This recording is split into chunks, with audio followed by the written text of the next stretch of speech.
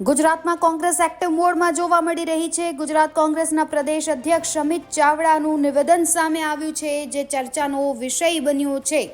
તાલુકા જિલ્લા પંચાયતની ચૂંટણી પહેલા કોંગ્રેસ હાલ લડી લેવાના મૂડમાં જોવા મળી રહી છે। અમિત ચાવડાએ નિવેદન આપ્યું છે કે આપણે હાથ લંબાવીશું તો લોકો હાથ પકડવા પણ તૈયાર રહેશે, આપણે તેમની વચ્ચે જવું પડશે। મધ્ય ગુજરાતમાં કોંગ્રેસની જન આક્રોશ યાત્રા દરમિયાન ચાવડાનો બેબાક અંદાજ છે એ જોવા મળ્યો છે। આ સાથે જ તેમણે કહ્યું છે કે 2027માં ગુજરાતની જનતાનું બુલડોઝર ભાજપના એક કમલમના કાર્યાલય પર ફરવાનું છે। આ નિવેદન બાદ રાજનીતિમાં ખળબળાટ મચી ગયો છે।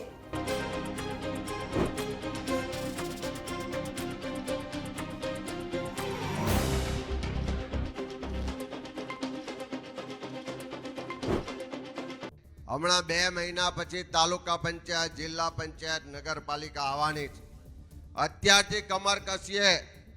એક આપણો કોઈ નારાજ આપણો ભાઈ હોય કે બહેન હોય, નારાજ હોય તો એને ઘેર જઈએ, એના ઓટલા પર, એના ખાટલા પર બેસી આપણી ભૂલ થઈ હોય તો 2 હાથ જોડીને માફી માંગીને ફરી પાછો આપણી સાથે જોડાવા એને આમંત્રણ આપીએ।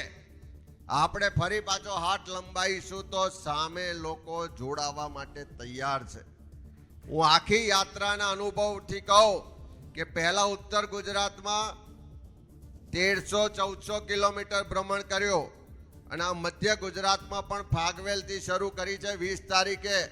હજુ 6 તારીખે દાહોદમાં પહોંચીશું, ત્યાં સુધી 1400 કિલોમીટરની આ યાત્રા થવાની છે। દરેક જગ્યાએ રસ્તા પર ઉભેલો સામાન્ય માણસ હોય કે કોઈ મોટા શોરૂમ વાળો વ્યક્તિ હોય, બધા જ લોકો હસીને હાથ ઊંચો કરીને આવકાર આપે છે। એનો સ્પષ્ટ મતલબ છે કે જનતા પરિવર્તન ઈચ્છે છે। એનો સ્પષ્ટ મતલબ છે કે તમે રસ્તા પર ઉતરો, લોકો વચ્ચે જાઓ, એવું લોકો ઈચ્છે છે। આપણે ગામે ગામ, બૂથે બૂથે શરૂઆત કરીશું તો 100% એનું રિઝલ્ટ તાલુકા જિલ્લા પંચાયતમાં દેખાવાનું છે।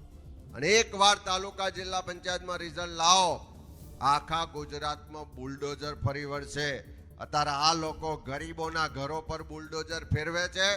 લખી રાખજો કે 2027માં ગુજરાતની જનતાનું બુલડોઝર આ ભારતીય જનતા પાર્ટીના એક કમલમના કાર્યાલયો પર ફરવાનું છે। અને આ ભ્રષ્ટાચારના પૈસાથી બનેલા કમલમના કાર્યાલયો પર આવતી સમયમાં લોકો પેલી નેપાળવાળી ના કરે તો કદાચ ભૂલ નહીં થાય।